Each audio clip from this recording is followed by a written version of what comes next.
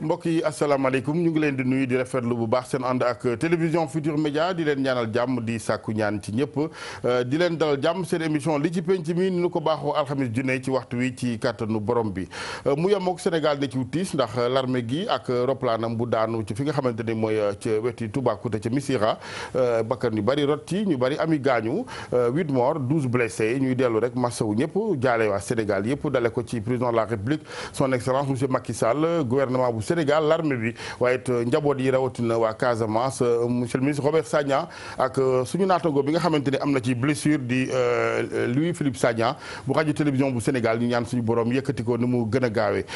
di jaale réew mi yëpp tey nag li ñuy waxtaanee mbokk yi seen émission li ci penc mi wàllu tout tànk yi la maanaam seen karange jamono yi ñu wax ay waxi enlèvement waxi xale yi ñuy dagg seeni tànk ak ñu nuy sàcc di rey ak yeneen ba ci ay wàllu viol ak yeneen réew mi naka la ñu mën a def ba gën a baxeel njaboot gi gën a protéger suñuy doom mooy waxtaan week télévision Futur Média ak man ci plateau bi monsieur Raoul Latouf mu baal ma sëñ Latouf mooy président bu CONAF mbootaayu ay ONG la yu taxaw ngir càmmte kaaraange ndaw ñi sëñ Latouf ñu ngi lay ziar bu baax. maa ngi lay nuyu di la ziar El Hadj Assane di nuyu auditeurs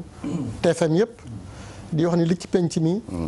nekk na loo xam ne am solo la ci pour Sénégal. jërëjëf jërë ngeen jëf. merci Latouf professeur Oumar Ndoye moom it ñu yëkkatiwaat ko yi tey bari na waaye saa su ne mënu koy nangul ndax pencoo rek réew mi wàllu xeltu jëmee ci nit ñi ak taxawaay ak doxalin ci penc mi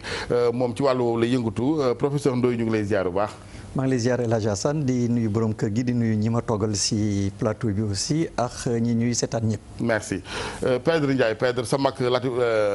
Taïb lay mujjee nuyu ndax moom ci kër gi la du gan donc Pedre moo jiite cercle des amis des enfants la protection également Pedre maa ngi lay nuyu. maa ngi lay nuyu El Hadj Assane di nuyu ñu ma bokkal plateau bi ak ñi ñuy seetaan. yaa Oustaz Taïb Socé am nañ ak moom ci penc mi ñi ci dugal yi yeneen ñu ci bokkul ak ngëmadi gi léeg-léeg ndax am nañu njort ne bu ne yeeg cër yu ñuy dagg yëpp wàllu xërëm toog yu ni mel la naka noonu di responsabilité way jur yi moo waral ñu woo ko fii moom it mu nangul ñu ko Oustaz Taïb ñu ngi lay ziar. ñu ngi lay delloo ziar El Hadj Assane di la gërëm ci sa émission bi ngay def li ci penc mi di nuyu itam kilifa yi nga xam ne ñu ngi ànd ak ñun tey ci émission bi pour jàmbat lu am solo. jërëjëf xaaj daaw dañu koy gërëm saa su ne moom it li ci penc mi namoon na ko congé bi taxawaat na ci wàllu réalisation ni mu waree dañu koy gërëm bu baax Daouda Diouf ci kanam tuuti am nañu yaakaar ànd ak madame le ministre Ndeye Rahmatoulaye Gueye Diop moom moo yore wàllu bonne gouvernance waaye protection de l'enfant dina ñëw ci téléphone bi moom it dolli ñu ci waxtaan wi ci wàllu matuwaay yi nguur gi jël ni ñu ko waxee ba sunu gune yi gën a mucc rawatina ci wàllu seen karange sëñ Latouf réaction bu njëkk ci bi nga déggee ni am nay gune wàllu enlèvement donte ay rumeur yi ci woon également ndax Sénégal xam nga ni lu ne réel lu ñu ne damm na daañ ci yokk waaye quand même am na ci yenn ci cas avéré de sàcc xale enlèvement wala yeneen ban réaction première nga am. réaction bu njëkk mooy di ko ñaawlu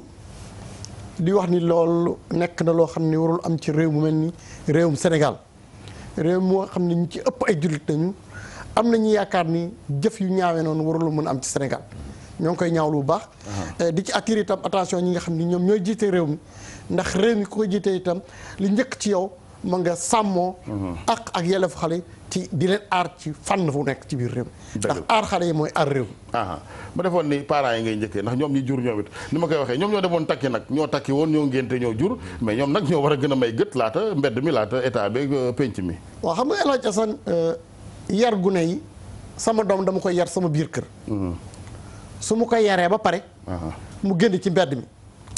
bu fekkee ca mbedd ma muy génn ña nekk ca mbedd ma kenn waajulu leen kenn tàggatu leen ci lu jëm ci aar xale yi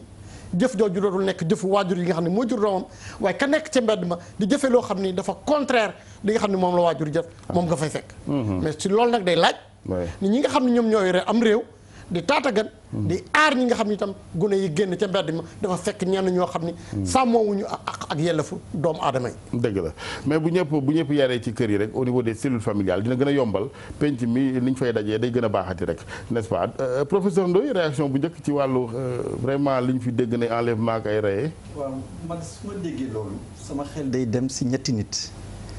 ñenn ñi ñooy ñiy def loolu ñi def enlèvement yi maanaam damay jàpp ne dafa am ay xeet yu bare dafa am ñoo xam ne ci ñoom dañu feebar bi mooy bi ñu nekkee xale ñoom dañu amul affection bi ñu waroon a am maanaam seeni wéyjur ni ñu leen waroon a toppatoo ni ñu waroon a nekk ak ñoom loolu moo am lu manqué loolu nag la ñuy jéem a compenser dem di sàcc ay xale. am beneen xeet boo xam ne ñoom dañ koy def pour naxaral ñeneen maanaam sa wëjë mbaati keneen koo xam ne am na yow amuloo nga jël xaleem sàcc ko yóbbu ko faneen pour naxaral ko pour punir que am beneen xeet boo xam ne dañuy sàcc maanaam pour ñoom parce que mënuñu am doom sàcc doom ji dem ak moom pour ñooñu rek duñ ko naxaral nag duñ ko def lu metti am beneen xeet bu mujjee boo xam ne El Hadj Assane ñooñu dañuy sàcc nag pour jaay loolu xam naa dinañ ci ñëwaat. jaay organe bati jaay la neen loolu mooy xeet bu njëkk bi may xalaat deuxième xeet bi may xalaat mooy waajur yi parce que yow nga am sa doom parce que pour am doom da ngay takk jabar comme ni nga ko wax bati nga am jëkkër. nga jàpp ne njaboot dana ci juddu. nga développer li ñuy wax ay fantasme maanaam ay xalaat yu bare yoo xam ne sa doom li mu war a tekki suba et cetera ñu ñëw ne que rab sàcc ko dem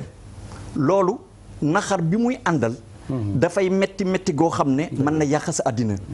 ñetteelu pàcc bi nag mooy bi gën a am solo mooy xale yi xale bu ñu sàcc amul traumatisme bu gën a rëy loolu ci xale sàcc la séparer la say parents yóbbu la faneen même bu dee quelques heures ay waxtu mbaati ay fan dindi nañ ci yow loo xam ne pour ñu réparer que entre guillemets lu metti lay doon. donc vraiment sama xel ci loolu lay dem. yàqu-yàqu gi muy produire yi xam ne moom lay indi. sama xel si loolu lay su ma déggee loolu. donc te ñiy feebar effectivement. mais xalaat xam naa nañ si ñëwaat xam na dañ leen war a faj. parce que nit ku normalement. warul dem di sàcc xale. rawatina di dagg ay cëram ak ci mu tiim la di la xool nga koy xool loolu ku normal waru ko def. loolu ku normal mënu ko def. xamoo da ngay dem si wàllu ñoo xam ne. dañu am problème dëgg-dëgg nekk ci feebar bu rëy boo xam ne pour ñu mën ci génn pour ñu am dafa mel ni rek koo xam ne dama yàlla baal koo xam ne dafa bëgg a tux cigarette amul cigarette day dem ba affaire yu matin naan alcool. dem ba yërëb di yëngu. feex naanul alcool effectivement du dal. day am manquement donc ñooñu day dem ñoo xam ne dañuy rey parce que besoin la si ñoom. te bu ñu ko defee du ñu am remords. dafa mel ni psychopathe yi rek. du ñu am remords. comportement antisocial lay doon ñoo xam ne dañuy jël di rey pour rey. am na ñoo xam ne tamit gis nañ ko fii si yenn dëkk yoo xam ne comme Sénégal ak yeneen. dañuy rey tamit pour sacrifice. maanaam loo xam ne dañu gëm ne bu ñu reyee li leen ciy topp lu baax lay doon ci ñoom. donc ñu rey. donc loolu day doon ñoo xam ne effectivement lu doy war la te boo gisee ndëkk lu si bari ndëkk bu dul wàllu feebar bi. wàllu xaalisang si wàllu am mais ñooñu moom ñu mat a génne ci société bi lañu maanaam denc leen fenn fi ndax dañ ay yàqkat lañu Pedre boo ma ko mayee ak yow sax ndax madame la ministre mu ngi ci téléphone bi comme ñun ñoo ngi fii ci penc mi pour bañ ko retenir lu yàgg ci téléphone bi madame Ndeye Rahmatoulaye Guèye Diop mooy ministre bonne gouvernance ak protection de l'enfance madame la ministre ñu ngi lay ziar. maa ngi leen di fay Alaaji Assane. waaw kay jërëjëf. maa ngi nuyu ñi ci plateau bi yëpp. di rafetlu émission bi. et di profiter ci occasion bi pour jottali sama njaal peuple sénégalais bi yëpp. ci bi fi xew di ko jottali monsieur Robert Sagna ak i ay mbokkam. jërëjëf. madame la ministre li ñuy waxtaanee tey mooy fan yi li nga xamante ne xawoon na tiital askan wi ku ne ak na nga ci taxawee ci wàllu matuwaay mais yow d'abord ban réaction nga am ci réew mu nu war a sàmm suñuy gone ñu naan dañuy dem ba den enlever naam benn waaye di dagg ay cërëg am na sax ñu ci rax ne ak élection yu jub seeg bon yooyu yëpp aussi reste à vérifier dafa am ñu ci dugal ay xërëm ak yooyu loolu yow lan ngay wax en tant que soxna si ñu dénk ci gouvernement bi kaaraange gune yi. waaw damay wax en tant que soxna wax en tant que yaay. ndax waajur laa. li xew ci penc bi fu mu nekk nii du lu ñuy rafetlu mënuñu ko rafetlu wante dañu war a laajte lan moo indi lii lépp li ko indi defe naa ni que dañoo wàcc suñu ànd xale dañ ko war aar dañ ko war a protéger. et loolu rôle communauté bi yépp la woon ci famille traditionnelle yi ñun nit ñu yare ñi bokk ci kër gi ak ñi bokk ci kër gi yépp ñoo doon yar ñun sañu ñu woon génn ci mbedd bi gis lu rafetul wala di def lu rafetul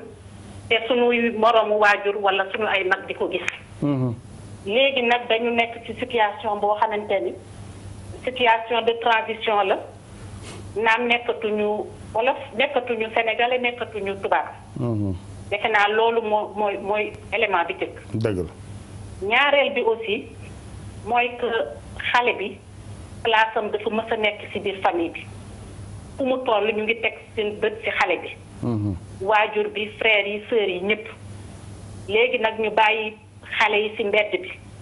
amatuñu temps yar amatuñu temps xool leen defe naa loolu moo tax. mu ñuy échappé. dëgg la li fiy xew nag di meurtre viol ak yëpp daan wax ko prononcé wu ci loolu. li ma mën a def mooy constat y a un problème dans la société. et société boobu dañ ko war a régler. maa ngi rafetlu présence su Taïb Socé. yaakaar naa ni moom jotoon naa am ak moom audience. waxtaan nañu bu baax ci ni ma bëgg teg yoon yi ma bëgg teg. man ak société bi société civile communauté bi ñoom chefs religieux yi acteurs société civile yépp pour ñu xool nan la ñuy mën a def pour saafara mbir bi. dëgg la c'est important. mbir bi du yëfu ministère rek. ministère bi daf ko seq ak communauté bi yépp. dëgg la donc sénégalais bu nekk daf ci war a waslu àq. ndax lii kat sunu njaboot la ñun ñëpp. dëgg la te njaboot bi ñun ñoo ko war a tàggat pour ñu am le meilleur citoyen de demain. wante ndax taxawal nañu taxaw boobu question boobu laay laaj man moom laay posé wu bés bu nekk. dëgg la wante pare nañu pour saafara mbir mi. mais ni ma koy defee du nekk approche boo xamante ni ministère bi mooy décliner nu mu koy defee. dañuy waxtaan ak ñëpp. dëgg la saytu xalaatu ku nekk suñu paree ba saytu loolu yëpp ñu jël mesure yoo xamante ni yaakaar nañu. bi dinañu am réussite bi ñu bëgg.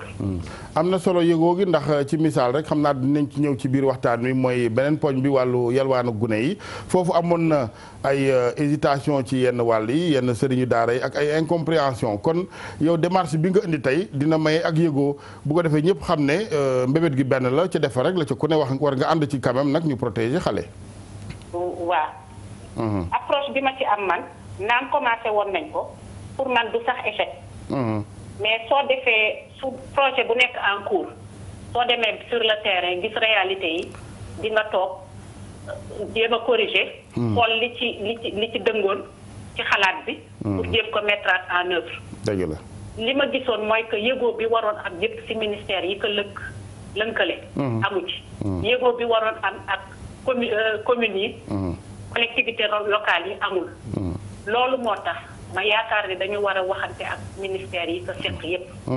waxtaan ak sëriñu daara yi waxtaan ak population bi wax aussi parent lan mooy rôle am lan mooy devoir am ci xale bi ndax devoir de protection premier devoir de protection bu waajur bi la dëgg la su weesoo waajur bi communauté bi su weesoo communauté bi état bi maa ngi waxtaan ak ñi seq pàcc yooyu yëpp. Oustaz Taïb Socé am na luñ ci jot a waxtaan. et dama doon xaar wër tuuru famille religieuse yi. pour wax leen li ñu namm def expliquer leen sensibiliser leen. pour que ëllëg su coow bi jógee. duñu ni que dañuy xeex l'islam. dëgg la am na solo. mais waaw. jërëjëf madame le ministre ñu ngi lay gërëm bu baax Ndeye Rahmatoulaye Guèye Diop bi yore wàllu bonne gouvernance ak protection de l'enfant ñu koy gërëm di ko sant di ñaan yàlla lépp sotti ndax approche bu am solo la li ñu koy faral di waxee dans tous les secteurs ñun suñuy saafaray bopp fii la war a tukkee waruñu xaar ñeneen diñu koy wutal ndax réalité yi du benn France nanu yare seeni doom bokkul ak suñuy yos seen démb bokkul ak suñu bos kon saafara yi di jóge fii dafa naan dina am solo n'est-ce pas Pedre. waaw merci El Hadji Assane d'abord damay rafetlu woote madame le ministre bi te mu yor affaire xale yi. gis nañ ko à chaque fois bu dara amee dina teew ci affaire xale yi dinañ sentir présence am. waaye dafa am lu mu mujjee laaj bu mu mujjee laaj. nañu war a taxaw seetlu ci tey. parce que tey jii soo xoolee ñi nii naan problème bi ku ci nekk dafa war a xam ban pàcc la ci war a am. tey jii suñuy xool ci wàllum parents yi. ñu ni wax parents yi. mais yan parents lañu war a wax ñaari façon parent tey moo am. parent boo xam ne day xëy suba teel dem wuti dépense fàtte ay doomam bu wàccee mu nekk ci téléphone bi fàtte ay doomam. parent boobu talul ay njaboot ay njabootam. donc te bu ñuy wax ne tey ci diine boo mënti bokk am na foo xam ne. xale teg nañ ko fa ci diine bu mu mënti doon que mu ñeneen diine yu ñuy wax beneen bu ci parent boo xam ne mooy parent bu irresponsable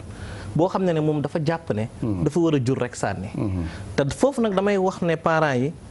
am doom man de li ma gëm te di ko wax mooy am doom projet la parce que dañu ne je pense que ne oustaz mooy gën a xam ci loolu sax njaboot sàmm la te loolu parents yi tant que loolu waruñu ko xam tant que loolu taxawuñu si ça pose un problème beneen bi ci topp nag mooy société bi parce que société bi tey jii war nañ ci war a mën a taxaw xool parce que bu ñuy gis enlèvement yeeg yenn affaires yi lu ko professeur doon waxee problème mu xaalis la parce que tey jii ñëpp bëgg a tekki te tekki dañu am ñun suñuy aada suñuy tradition yoo xamante ne professeur am nga livre boobu bindoon ci ndëpp c'est-à-dire que ñun dañu am ci affaire tradition yoo dañ ko gëm maanaam tey su ma dara dalee damay dem ci sëriñ bi mu xool ma mu ñaanal ma donc affaire sëriñ yooyu tey jii nii tey bëgg am argent facile jàpp nañ ne tey jii man daal tekki du liggéey moo ma koy may mais damay wutum xaalis nii dem ci sëriñ bi mu ñaanal ma wala ma dem wérd wala ñun la sacrifier xale donc loolu tamit société bi dafa feebar ci biir société bi démb lu ministre doon wax tey dañu wàcc suñu ànd bu ñu wàcc maanaam parce que démb lu ñu doon dundee penc bi nu mu doon dundee mooy éducation yar xale projet ñëpp la woon ñëpp doon porter éducation wu xale parce que dañ doon jàpp ne doom bi doomu ñëpp la doomu penc mi la bu defee mais léegi tey kenn sañatul taxaw nekkat doomu Alaaji Asan génn ci mbedd bi ñu bëgg koo dóor parce que da nga naan noonu su ma ko dóoree tey ëllëg mën nañ ma leneen mën na ma ci fekk ba pare nag dund bi ci société bi parce que tey jii ñëpp tey dañuy dem di louer ji appartement bàyyi maison familiale bi c'est-à-dire que maison léegi lu am ci société bi tey jii nii nekkatul famille lu ko Souleymane Faye doon wax ay mbokk dañuy bokk te tey c'est un problème beneen bi nag parce que tey jii suñu xoolee ci état bi mu ñuy wax ne ci wàllum état bi ak ci yenn ONG yi parce que nag bu ñuy wax fii tey Sénégal ci waxu xale dafa am foo xam ne ñun dañu ratifier la convention des droits de l'enfant mooy que ne tey jii xale ak yelleefam dañ ko war a sàmm waaye boo xoolee ci loolu am na ay tumuranke lu xale yi am ci mbir mi parce que soo xoolee tey ba li amee gisoo benn acteur politique taxaw wax ci mettitlu ko wala yeneen alors que ne tey jii su amoon tey benn affaire wala ñuy wax fichier wala yeneen dafay mel ni Sénégal tey ñun benn objectif nañ am mooy politique élection kan mooy faluk genre yi te loolu tey jii te ñu siy wax ñëpp tey dañu ne dañu bëgg a defar suñu réew mais dama jàpp ne tey jii bu fekkee ne dañu war a defar tey Sénégal wala dañu bëgg a développement durable yaakaar naa ne ci xale yi nañ koy commencer parce que xale yi ñooy magu jërëjëf Pedre yaa Oustaz gannaaw bu ñu dalalee gan yi kàddu gaa ngi noonu waaw kontaan nañ ci débat bi ni mu demee maa ngi nuyu madame le ministre comme ni ñu koy waxee effectivement wax na dëgg bi ñu ko falee rek woo na ma wax dëgg yàlla foofu ci bureau li ma doon xamalit mooy naka lañ war a mun a fexe ba ñun ñëpp ñu ànd ci wàllu diinaak yëpp xool ba xam naka la ñuy protéger xale yi wax na dëgg waxtaan nañ ci war nañ ci dajawaat sax xëy na bala yàgg di nuyu mbokk yëpp ni ñu ko waxee réew daal ku ko bëgg a defar ca ndaw ña ngay defar yar leen jàngal leen yar ndaw nag mu ngi tàmbalee ci ñaari ñu ko jur ci biir kër gi protéger leen ci seen wàllu santé jàngal leen yar leen àdduna mais itam jàngal leen kan la ñuy àndal ak kan lañ warta àndal mag ñi de dañ ko daan def nga ñëw benn xale ñëw ànd ak yow ñëw sa kër sa yaay taxaw laaj kii fan la dëkk kan mooy yaayam fexe ba xam yaayam ak baayam bu fekkee ñu wóolu la mu bàyyi nga continuer ak ñoom bu fekkee du ñu mu wóolu mu arrêté la ne la xale yëpp bul ànd ak ñoom coono boobu yëpp nag léegi parce que dafa mel ni dañ koo talatul xale kenn du ko defaree ci mbedd dama yaakaar ne il faut ñu protéger xale yi ci biir kër yi di wax ak ñoom di xool ñi ñuy àndal bu ñu jógee itam bàyyeekoo ci kër gi dem ci école ba école bi di leen surveiller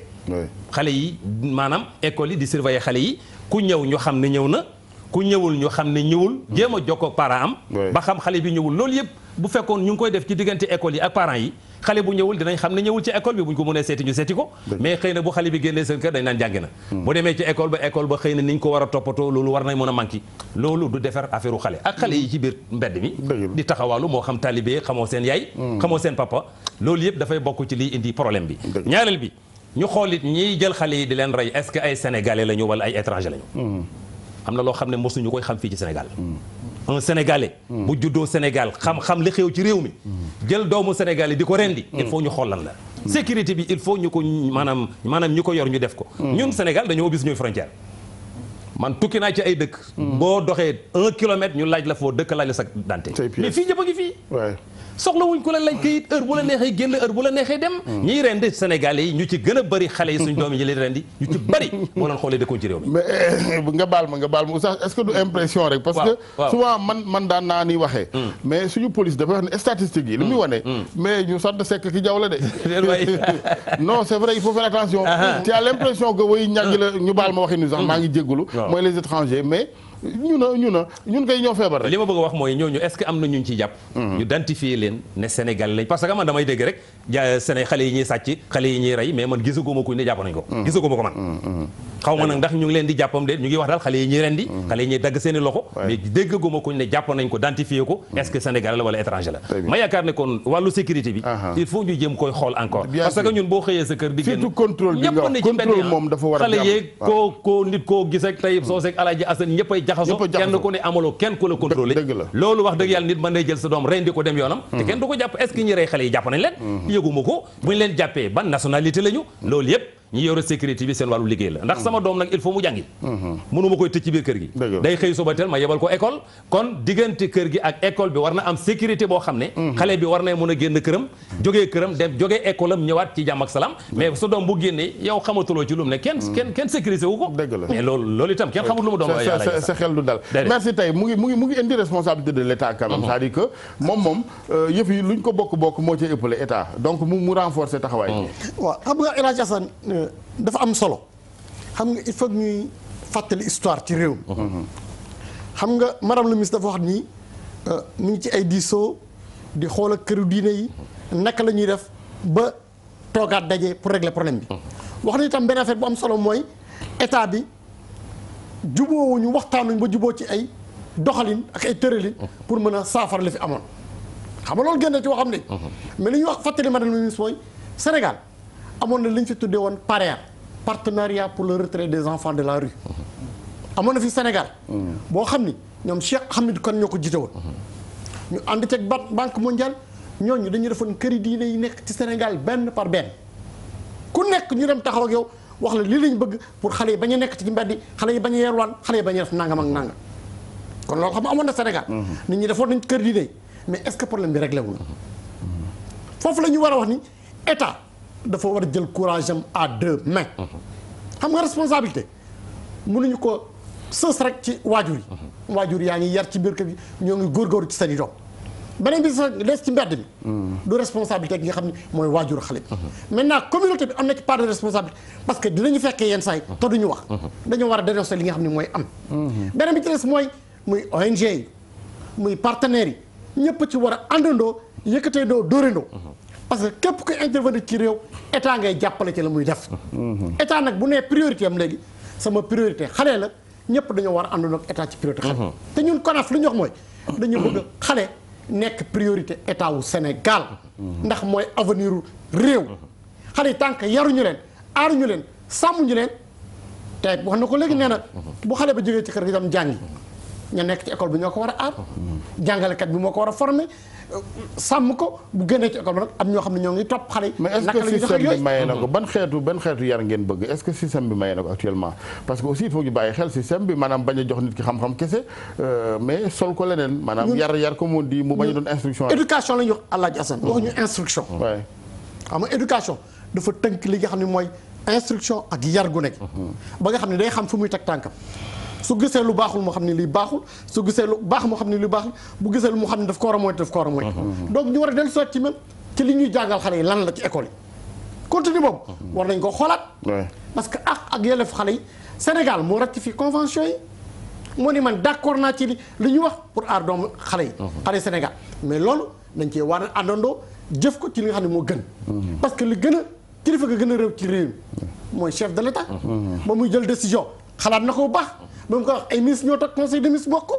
dellu soit julli korité ñoom mu waxaat ko kon xam na xalaat na bu baax lu mu wax kon ñu war a jëfee rek ñoo war a yëkkateendoo dóorandoo état nañu manko àndaloog nit ñi pour ñu mën a saafara parce que tant que loolu amul kenn mënu koo def. amul benn citoyen bu mën a régler boobu problème. jërëjëf monsieur Latouf mais professeur ba tey rek dina fi gënati ndax état moom comme on dit c'est pas di wax pour daal di ko teggil li ko war. ndax moo ci ëppale mais doon na gënatee neex bu askan wi. gënoon a nite maanaam ci pajum askan wi foofu laa ñëw yow ndax réew moo xam ne également it kenn talul kenn wax dëgg yàlla am na loo xam ne du yomb de nañ ko waxante rek état boobu mënul indi bu doon sax bu américain ak yeneen tant que ñun départ ku nekk la war parce que penc mi ak dajaloo la mais balaa ñoo dajaloo ku nekk la ngay participer. bu fekkee ki day indi brique yow nga indi ab bu ban du taxaw. du taxaw. non la Assane wax nga dëgg te xamoo yar di ko oref di waxee yar sax sens bi dafa xal doy waar yar ndax bâton bi la. ndax yar la. am lan la. mais li nga wax dëgg la parce que li ñuy wax rek mooy en tout cas man si fi may intervenir lan moo indi lii. boo xoolee xale bi nit si mbedd mi ne ko kaay ma may la tàngal mu topp ko lu tax muy topp kooku ngir tàngal. bu fekkee dafa am mag bu nekk kaay nga dama soxla nga aidé ma kaay dugg si oto wi nga aidé ma ou bien kaay nga aidé ma wan ma lii. en général xale moo soxla aide du mag. mais mag du soxla aide du xale. mais xale boobu jóg topp ko. lan moo indi loolu mooy li ngay wax rek moi je crois que dafa am problème mu lu ñuy li tubaab di wax modèle. xaw ma noo ko mën tënk ci olof. bu lii maanaam royukaay. royukaay yooyu modèle yi ñu nekkoon les modèles parentaux. li ñuy wax modèle identificatoire loolu moo bougé. loolu moo dem nekk faneen. de sorte que xale bi ay papam comme ni ko Oustaz doon waxee ak yaayam doonatuñu modèle yi ñu waroon a doon. dëkkuwaay yi ñun gis nañ ci cas yu bare hôpital bind nañ ko aussi yoo xam ne dëkkuwaay yi dañu tuuti ba xam ne xale bi xam na lii xew si néeg bi ne à côté néegu papam ak yaayam. des fois si biir néeg bi donc. promiscuité bi li muy indi ak dëkkuwaay yi ak nekkin yi maanaam ou bien gis na magam ju jigéen bu am 20 ans day génn 18 heures dem yoonam te liggéeywul ñëwaat digg guddi u suba gi donc yooyu yëpp xale bi daf koy gis bu boobaa royukaay bi fan lay jóge donc man bi taxaw seet bi taxaw muy comparer boppam dëgg ak yeneen i xale yu muy gis ci mbedd mi ak yeneen i xale yu muy gis école.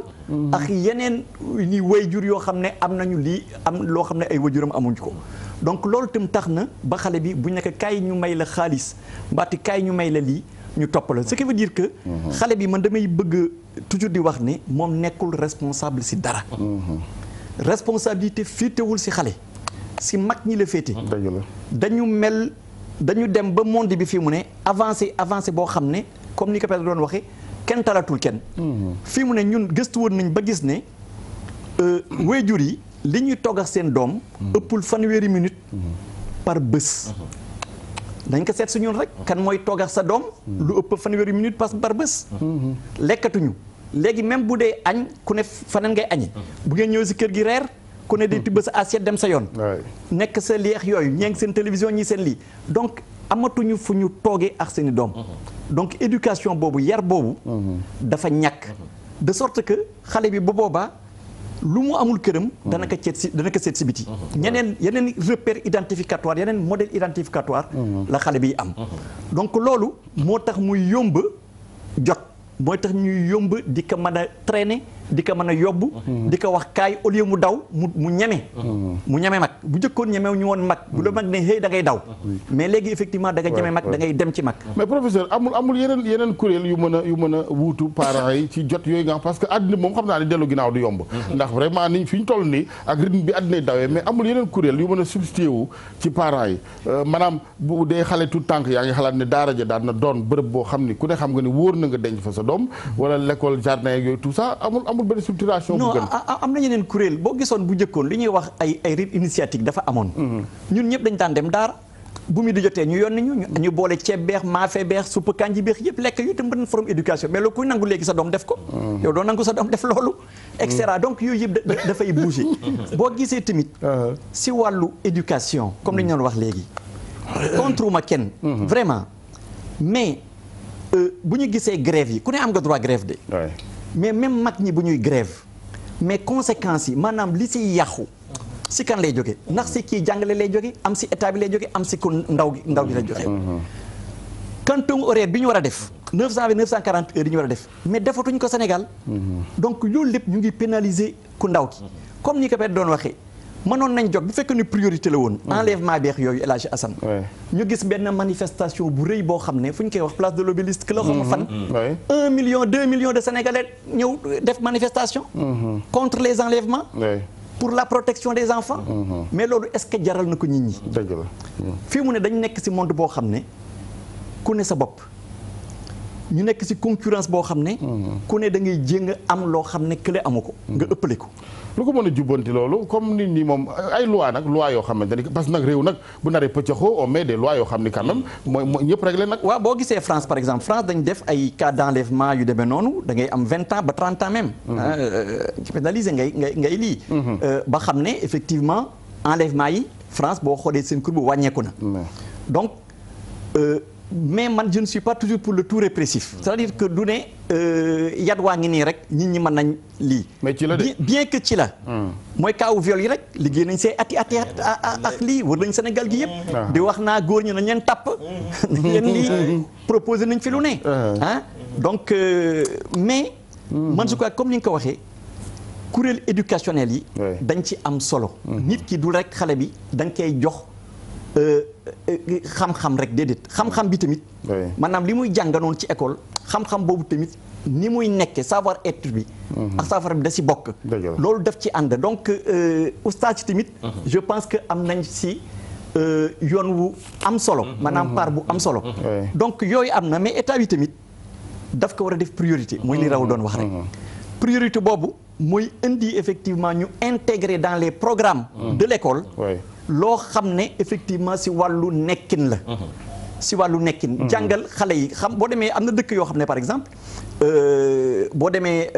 dans am na département yoo xam ne dañuy takkal xale yi ay bracelet électronique waxuma ne dañuy dem ba àgg foofu si bébé yi mais dañuy intégrer si programme scolaire yi aussi nan la ñuy jàngale xale ba xam ne buñ ko naree enlevé bu ci daree sàcc sax am na man yoo xam ne mën na ko def ba loolu daf koy retardé ba ay nit ñëw mais yooyu yëpp ñun xalaatuñu ko dañuy toog rek il faut anticiper voilà dañuy anticiper da ngay anticiper prévenir mais da ngay toog rek bañ ne këtt na jonn nga soog c'est vrai il faut ñuy anticiper mooy li may wax rek bu fekkee talluñu suñu bopp lu may di politique ak werante rek aussi bu yi amee ku ne da ngay jéem a xool dalay bett te lu la bett mën la donc Pedre ci wàllu loi yi maa ngi koy wax sànq au niveau du parlement on parlait du parlement des enfants mais est-ce que parlement des adultes des enfants la fi nekkal. mais El Hadj Assane xam nga affaire bi soo ko waxee dafay lii li ñuy wax nii tey day wane ne ci Sénégal xale daf fi tumuranke tey su ñuy wax tey ci Sénégal xale daf fi tumuranke bi mooy benn. gis nga docteur dafa am lu mu professeur docteur Omar Ndoye dafa am lu mu soulever. par exemple jëlal tey éducation bi. ñoom dañuy dem grève moom mii professeur ba mu nekkee woon député à l'Assemblée nationale def nañ ay tournées yu bëri kër kilifa diine yi voyagé nañ partout. mu am ci wax dëgg yàlla député boo xamante ne am taxawaay pour xeex moom lu mu jëloon xeex ci wàllum ak yelleefu xale yi. et que ba mu defee dafa defoon benn loi boo xamante ne daf ko tegoon ne une année sans grève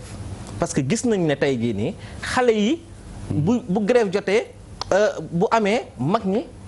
ak état bi ak enseignants yi après dañuy dem waxtaan après na sauver nañ année bi mais alors que on sauve pas l'école école bi kenn du ko sauver maintenant intérêt supérieur de l'enfant bi ñuy wax tey ci convention des droits de l'enfant te Sénégal ratifié ko ça pose un problème loolu à chaque fois moom laa dul d'accord ak ñoom waa CONAF waa ONG yi dinaa leen sànni loolu ma leen di kii parce que tey ji man mënuma gëm ne tey suñuy wax état naan état d'accord mais ku ci nekk tey jii muy ONG yi dafa am fii ñoo xam ne dañ fi tax ñu mel ni ñoom monsieur Kanaf ak ñun dañu def li ñuy wax ak yelleef dafa amoon benn tribune benn kuréel bu tuddoon le parlement des enfants parlement des enfants dafa nekk tribune boo xam ne xale yi dañ ciy war a exprimer wu parce que ci convention des droits de l'enfant bu Sénégal ratifié dañu ci principe CDE bi dafa am lu ñuy wax la participation des enfants mais tey fii ban xale ngay gis muy participer ci affaire kii bi parce que le parlement des enfants xam nga lu tax renouvelé guñu ko ba léegi faute de 125 millions et alors que chaque fois yaa ngi gis ay séminaire fi par-ci ay mag taxaw di wax au nom des enfants c'est-à-dire que loolu dafa nekk loo xamante ne dafa nekk problème te je pense que ne madame la ministre war na taxaw pour le renouvellement ci parlement des enfants mais aussi dafa am beneen affaire bu am waaw nga daaneel foofu malheureusement waxtu wi jeex na non c'est vrai mais quand même xam nga tey dama jàpp ne état dafa war a xoolaat ONG yi wax tey ci waxum xale yi ci wàllum tey ban affaire nañ fi indi parce que madame la ministre mi ngi doon wax sànq ne bon kuréel yi mais y a la SNPE la stratégie nationale pour la protection de l'enfant am na lu ñuy wax les CDPE les comités départementaux pour la protection de l'enfant tey jii dekkil yooyu yëpp mais non am na mais ça am na mais ban ça n'existe pas tey jii lu xew muy nañ ne est-ce que sax tey CDPE yu ni teg ni du échec parce que c'est un problème yooyu noonu nag dafay am loo xamante ne da koy posé. am na solo bu ko defee kilifa yi war a dogal dégg la Pedre waaw xam naa Taïb ak sëñ Latouf ñu jeexale ak docteur ndax ñu ngi wax ni émission bi jeex na jaaxal na ma d'ailleurs parce que dañoo am ci régie bi ku bees yàgg dafa xaw a nag yàgg ku gëm métier bi la wax dëgg yàlla xam naa maa ngi lay dégloo Bouba Ndour suba ak waa jàkkaarloo ba xam ni nga bàyyi dem ba minuit ayca oustaz kon kàddu gu mujj gi bu ñu dénk waay jur yi kàddu gu mujj gi ma ciy wax rek moo di ni xale yi daal mag ñi ñoo leen di protéger. te Sénégal ñun ni muy demee nii ñun mag ñi protéger wuñ ndaw ñi. loolu dama koy commencer ci bërëb yi nga xam ne ci lañ wax ne ci la ñuy tàggatee suñuy doom. bu ëllëgee ñu mun ñu remplacer mun a téye Sénégal Sénégal gu jëm ca kanam. loolu sóoraale wuñ ko ci xale yi. léegi waxuma la mag ñuy grève mais élèves yi ngay gis ci mbedd yi. ñuy grève dañoo bëgg a jàng. te loolu ay mag ñoo leen ko xañ mag ñu jàng ba pare. mag ñoo xam ne jàng nañ ba am liggéey seen intérêt personnel tax ñu bëgg sacrifier xale yi amul kenn ku sa doom jàngati actuellement ku sa doom nekkul privé jàngatul te ay mag yuy xeex rek la ma yaakaar ne mag yooyu bu ñuy xeex bu fekkee intérêt Sénégal moo leen yitteel war nañuy fexe bàyyi fi Sénégal parce que jàngale yi nag man jàngalekat la mooy métier yi gën a noble ci métier yi bu fekkee ne bon attaqué wu ma leen nii rien mais dafa am loo xam ne su boobaa continuer nga jàngale ji parce que yow li gën a fort ci àdduna bi yow nit ñi bu ñuy tabax bâtiment yow nit ngay tabax yow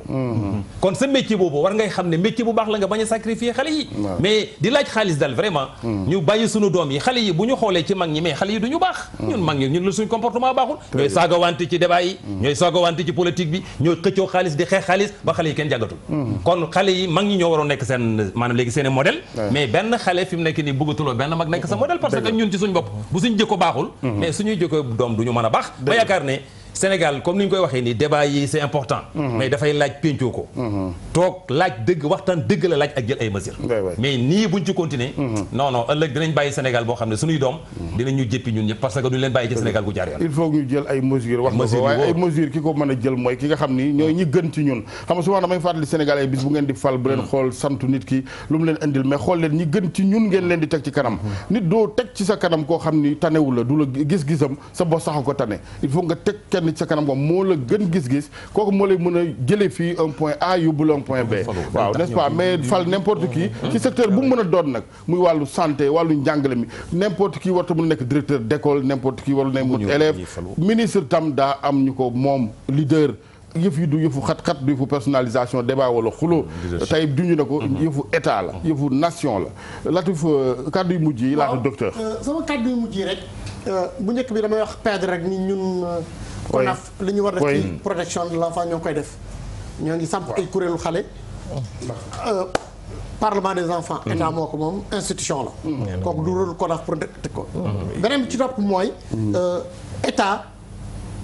protection de l'enfant dafa war a nekk priorité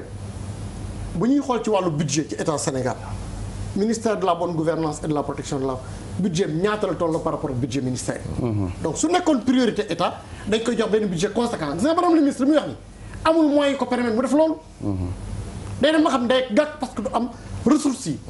dañoo war a dooleel ministère bi jox ko ressources yi nga xam ne moom la soxla danañ ko woowaat léegi ndax li nga koy interpellé bari na madame loolu dafa am solo ñu fexe ko jël avant ñu yëkkati waaw donc du wax ni rek état du Sénégal nañuy yokk moyens yi nga xam ne ñu ko war a jëmale ci xale ba nga xam ne lépp lu ñu mën a def ci xale ñu mun ko defandoo ñu yëkkatee ndoo ñoom dóorandoo àndandoo ñëpp kuréel yi nga xam ne ñoom ñoo fi nekk Sénégal parce que kuréel yi dañuy jàppale politique état loolu dafa baax ñu koy préciser ci wàllu convention yi intérêt supérieur de l'enfant ñëpp la concerné au niveau du Sénégal.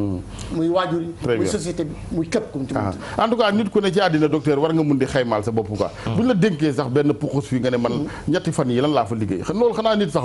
war nga ko mun boo dee ministre boo dee enseignant. boo dee chauffeur nga ne man lii ñu ma dénk ngay xaymaal sa bopp. tout à fait nga am objectif. waaw am objectif nga am objectif loo xam ne da ngay naa lii. soxla naa lii pour mën ta dem naa fa àgg. waaw loolu c'est important. te toujours priorité xale yi bi ñuy gëstu dem ba Turquie dañ nañu ñun dey enseignants yi primaire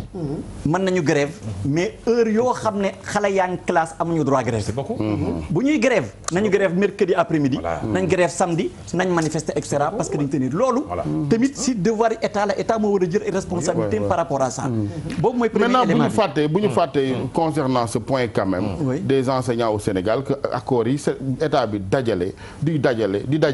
bañ a wàccoo loolu tam bokk na ci li jur problème mais loolu moo tax lii Pedre doon wax parce que wax la ca des quoi proposition de loi bi ma defoon dama defoon proposition de loi rek ne xale bi nañ ko garantir 940 heures président Doudou Wade toujours mu wax si loo xam ne loolu dafa doon obligé état bi ak enseignants yi ñu déggoo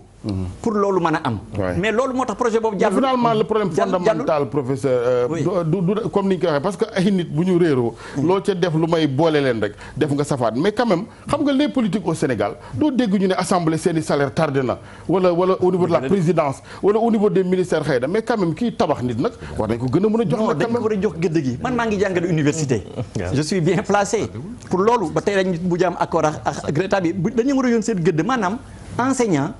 dafa doon lu metti ñun nous sommes des enseignants donc lañ leen war a jox seen gëdd mais li ñuy gis surtout des fois li indi problème bi c'est que da ngay bokk ak nit catégorie yow ngay enseignant moom mu doon laneen pour bañ a wax beneen corps de métier mais moom mu am loo xam ne yow amuloo ko te yow yow sax yaa moo jaxase voilà loolu moo depuis lors bi ñu commencé Sénégal ku ne xam nga sa morom di fayeeku loolu la alors que ñun tamit ñoo tànn suñuy métier waaw là aussi waaw mais non dama bëgg a wax ne même catégorie au niveau de la fonction publique da ngay gis ñoo xam ne ñoo bokk même catégorie waaw ñoo bokk même catégorie ñii sax peut-être ñoom ñooy jàngal ñële ba ñooñu doon loolu mais ñooñu doon loolu ñoo leen di ñooy ëppale ñi leen jàngal donc loolu dafay indi ay frustration moo tax enseignants yi aussi bu ñuy demander seen indemnité de logement ak yooyu gis yeneen catégorie yoo xam ne ñoo leen gën a féete suuf ñoo leen ëppay indemnité de logement loolu c'est pas normal il faut que état bi jéem a tabaxaat loolu lépp dernier élément bi mooy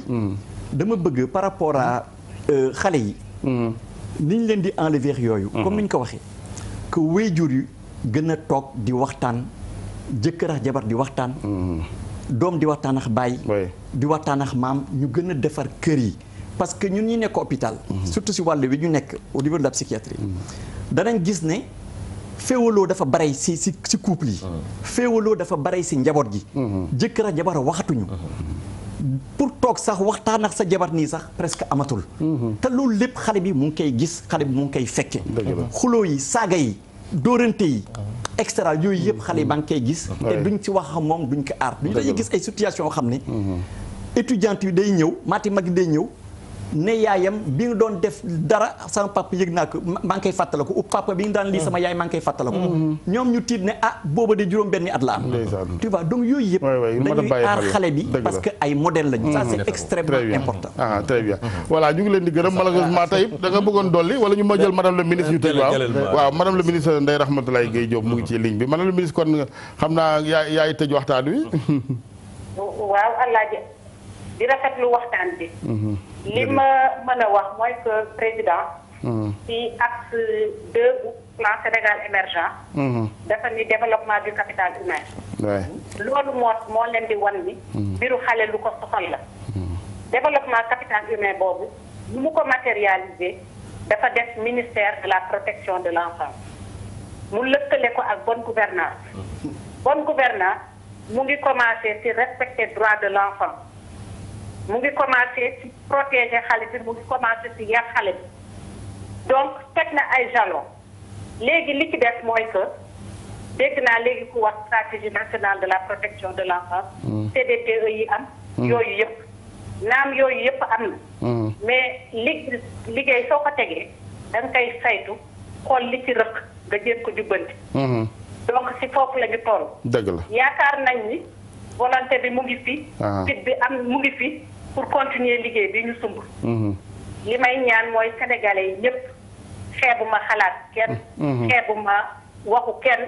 pour ñu toog ñun ñëpp waxtaan seet nu ñu régler problème bi définitivement. am na solo. en tout cas c'est important approche bi wax dëgg yàlla Ndeye Rahmatoulaye Guèye xam naa Guèye gi la mais wax na dëgg am réew dañ koy yëgoo am réew kenn du ko paccoo dañuy waxtaan ca bennam xel doyul pas de vérité absolue amul kenn ko xam sa morom xamul ku ne da ngay indi li nga xam ñu dajale bu ko defee jàmm ne ñooy ñu surveiller suñu gune yi wax dëgg yàlla di jéggulu nag tey man j'ai l'impression émission bi dafa gaaw yàgg xaw fu gars yi jëlee mu woon au niveau fa la ci ruqee waaye bi mu yee ci régime ba léegi yëf yi daa gën a dëgër kon benn waxtu lañ ma mayoon ñu yemale ko fa rek Pedre maa ngi lay gërëm yow boobaak léegi yaa ngi ci liggéey bi yaa oustaz duñu ko gërëm ci kër gi la bokk boobaak léegi mu ngi ci waar wi di bay wàllam monsieur Xawul Latouf jërëjëfati docteur professeur Oumar Ndoye naka noonu ñu koy gërëm macha allah di ñaan yàlla yàggal taxawaay gi moom it Walfadjri ba léegi ñu ngi koy yëkkatee ko sonal Alaaji Daawda Diouf ci wàllu réalisation ñu gërëm la régie technicien caméraman mais surtout yéen ñu doon teewlu waxtaan wi lépp lu ci xajamati rek ngeen baal ñu ndax wax yombul gis ngeen kooku suñu mbokk songe waaw nit ñi moom del wax rek jàmm mais boo juumee rek da ngay foog ni mosoo def lu baax moo góola yam fu ñu la dugalee ñu ne xamul dara ñu fanaan jàmm. Inshallah.